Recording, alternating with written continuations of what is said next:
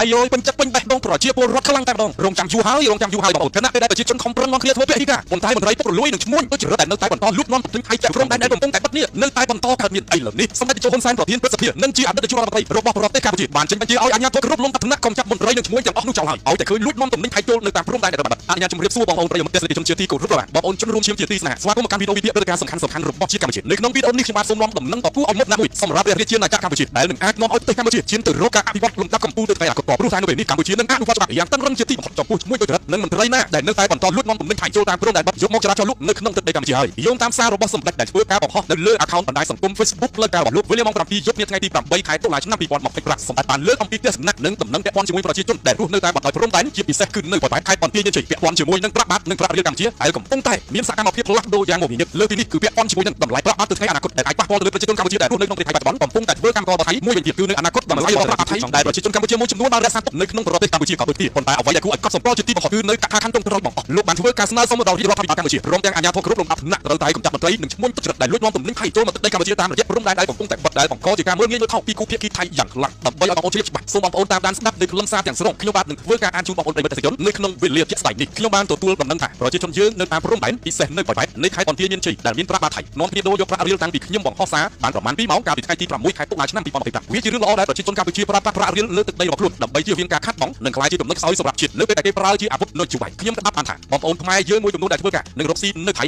មិនអាចដកប្រាក់ពីធនាគារថៃបានទេនេះបានបង្ហាញថាប្រាក់បាតថៃកំពុងតែសម្លាប់ប្រជាជនខ្មែរដែលធ្វើការនឹងរកស៊ីនៅក្នុងប្រទេសថៃនិងនាពេលខាងមុខប្រាក់បាតថៃនឹងសម្លាប់ប្រជាជនខ្មែរនៅលើទឹកដីកម្ពុជាចំពោះតែប្រជាជនខ្មែរណាដែលបន្តចាយនឹងទុកប្រាក់បាតថៃប៉ុន្តែអ្វីដែលខ្ញុំចង់អំពាវនាវគឺសូមបងប្អូនដែលរកស៊ីដូរប្រាក់សូមមេត្តាដូរប្រាក់តាមតម្លៃទីផ្សារកុំស្វែងរកប្រាក់ចំណេញហួសហេតុតាមរយៈបញ្ចុះតម្លៃប្រាក់បាតដំឡើងថ្លៃប្រាក់រៀលដែលធ្វើឲ្យអ្នកត្រូវការដូរប្រាក់នៅខាងបងខ្ញុំក៏ចង់និយាយទៅកាន់បងប្អូនជនរួមជាតិថាពីពេលនេះតទៅឈប់កំណត់ប្រាក់ឈ្នួលធ្វើការឬតម្លៃទំនិញឬតម្លៃសេវាជាប្រាក់បាតថៃហើយមកកំណត់ជាប្រាក់រៀលឬប្រាក់ដុល្លារវិញនឹងកាន់តែល្អគឺកំណត់ជាប្រាក់រៀលដើម្បីពង្រឹងរូបិយវត្ថុរបស់ជាតិរដ្ឋសម្បត្តិស្រឡាញ់ជាតិត្រូវទុកប្រដាប់ប្រាក់ដែលមានព្រះឆាយាល័ក្ខណ៍ព្រះបិតាជាតិព្រះមាតាជាតិនិងព្រះមហាក្សត្រយើងក្នុងទូក្នុងកាបូបឬក្នុងហោប៉ៅយើងជាជាងទុកព្រះឆាយាល័ក្ខណ៍ព្រះមហាក្សត្រប្រទេសមួយដែលចាត់ទុកយើងជាស្រូវនិងប្រមាថមើលគេជានោះទេខ្ញុំសូមស្នើរាជរដ្ឋាភិបាលនិងអាជ្ញាធរគ្រប់លំដាប់ថ្នាក់កំចាត់ចោលមន្ត្រីនិងឈ្មោះដែលនៅតែបន្តលួចនាំទំនិញថៃចូលក្នុងពេលព្រំដែននៅបិទតែធ្វើឲ្យអ្នកជិតខាងយើងមើលងាយយើងអត់ទំនិញទេមិនបាទប្រសិនបើខ្ញុំនៅធ្វើជានាយករដ្ឋមន្ត្រីដូចខ្ញុំមិនបាច់និយាយភាសានេះទេគឺចេញបញ្ជាចាប់ខ្លួនឬដកចេញពីមន្ត្រីតែម្ដងប៉ុន្តែសូមកុំគិតថាឆ្មាមិននៅកណ្ដោឡើងរាជបងប្អូនប្រិយមិត្តទេសជនបងប្អូនជនរួមជាតិជនរួមជាតិទីស្នេហាខ្ញុំគ្រាន់តែអានខ្លឹមសារប្រសាសន៍របស់សម្ដេចខ្ញុំព្រឺក្បាលព្រាបងប្អូនពីព្រោះតែអ្វីដែលខ្ញុំខិតខំព្យាយាមផ្សព្វផ្សាយនិងចែករំលែកពង្រឹងស្មារតីរបស់បងប្អូនប្រជាជនកម្ពុជាជំរុញឲ្យពួកគាត់ធ្វើបេក្ខមិនប្រើប្រាស់ផលិតផលថៃកន្លងមកនេះវាដល់ដំណាក់កាលហើយបងប្អូនដែលប្រជាជនកម្ពុជាទាំងថ្នាក់ដឹកនាំទាំងមន្ត្រីទាំងប្រជាជនគ្រប់លំដាប់ថ្នាក់ទាំងអស់នឹងដើរស្របនៅលើផ្លូវតែមួយដើម្បីឆ្ពោះទៅរកការរីកចម្រើនរបស់កម្ពុជាយ៉ាងពិតប្រាកដវានឹងឆ្លុះបញ្ចាំងអំពីអំណាចនៃផលិតផលរបស់ខ្មែរចាប់ពីថ្ងៃនេះតទៅមុខហើយខ្ញុំពិតជាចង់ណាស់ខ្ញុំចង់ឃើញប្រទេសកម្ពុជាសម្បូរបែបទៅដោយផលិតផលមាននេះគ្រប់គ្រាន់ទាំងបរិមាណនិងគុណភាពដែលអាចបំពេញតម្រូវការរបស់ប្រជាជនយើងនិងការនាំចេញទៅលក់នៅក្រៅប្រទេសឈរជើងលើឆាកអន្តរជាតិប្រកបទៅដោយគុណភាពនិងកិត្តិយសរបស់ប្រជាជនកម្ពុជារបស់ប្រទេសកម្ពុជាទាំងមូលសូមឆ្លៃត្រឹមតែប៉ុណ្ណឹងចុះខ្ញុំសូមបកត្រឡប់ថយក្រោយបន្តិចចំពោះកថាខណ្ឌទី1ទី2និងទី3របស់សម្ដេចដែលលោកបានលើកអំពីបញ្ហានៃការផ្លាស់ប្ដូរប្រាក់បាតរបស់ថៃទៅជាប្រាក់រៀលកម្ពុជាវាពិតណាស់បងប្អូនដែលប្រទេសកម្ពុជាយើងប្រើប្រាស់ប្រាក់រៀលរបស់យើងប្រើប្រាស់រូបិយប័ណ្ណរបស់ជាតិដោយសម្ដេចមានប្រសាសន៍អញ្ចឹងឯងយើងអាចរក្សាសុខភាពហិរញ្ញវត្ថុផងរក្សាសុខភាពនយោបាយផងនិងរក្សាបាននៅតម្លៃរបស់រូបិយវត្ថុរបស់ជាតិយើងផងដែរហើយចំណុចដែលចាក់ដោតជាទីបំផុតនោះគឺរូបព្រះឆាយាល័ក្ខណ៍របស់ព្រះមហាក្សត្រខ្មែរព្រះបិតាជាតិព្រះមាតាជាតិព្រះមហាក្សត្រនៃយើងនេះទើបសមជាកូនខ្មែរទើបសមជាប្រជាជាតិខ្មែរយ៉ាងពិតប្រាកដវាផ្ទុយពីបងប្អូនមួយចំនួនសុខចិត្តយកប្រាក់បាតរបស់ថៃមានរូបព្រះឆាយាល័ក្ខណ៍របស់ថៃយកមកឆ្លាក់ចាយត់ដាក់ក្នុងកាបូបដើម្បីរក្សាសេចក្តីសុខសំណួរចោទសួរថាយើងខ្មែរឬក៏ថៃហើយអ្វីក៏ឲ្យតម្លៃប្រាក់បាតរបស់ថៃខ្លាំងម្ល៉េះប្រពៃណីទាំងអស់នេះនឹងត្រូវបានផ្លាស់ប្ដូរចាប់ពីថ្ងៃនេះតទៅហើយល្មមបានហើយបងប្អូនប្រជាជនយើងខ្ញុំអត់ចង់និយាយរិះគន់បងប្អូនទេប៉ុន្តែសម្រាប់ខ្ញុំធ្លាប់មានបទពិសោធន៍ខ្ញុំធ្វើដំណើរទៅកាន់តំបន់ព្រំដែនមិនថាតែខេត្តកោះកុងខេត្តបន្ទាយមានជ័យពេលដែលខ្ញុំហាមកទិញអ្វីគេតែងតែនិយាយថាប៉ុណ្ណេះបាទប៉ុណ្ណោះបាទកូនក្មេងប៉ុណ្ណាចាស់ចំណាស់ណានិយាយតែប្រាក់បាតពេញមាត់ក៏មិនខ្លាចលុយខ្មែរអត់ទៅតែលុយបាតរបស់ថៃបានយកខេត្តអ្វីបានយើងនិយមលុយបាតខ្លាំងម្ល៉េះតើអ្នកមានដឹងដែរទេថាវប្បធម៌អរិយធម៌ជាតិសាសន៍របស់យើងទឹកដីរបស់យើងក៏អាចបាត់បង់ផងដែរប្រសិនបើយើងនៅតែប្រើប្រាស់ចរាចរណ៍ចាយវាយនៅក្រដាស់ប្រាក់របស់ជនបរទេសដែលតាំងយើងជាសត្រូវបែបនេះប្រូមកបងប្អូនដ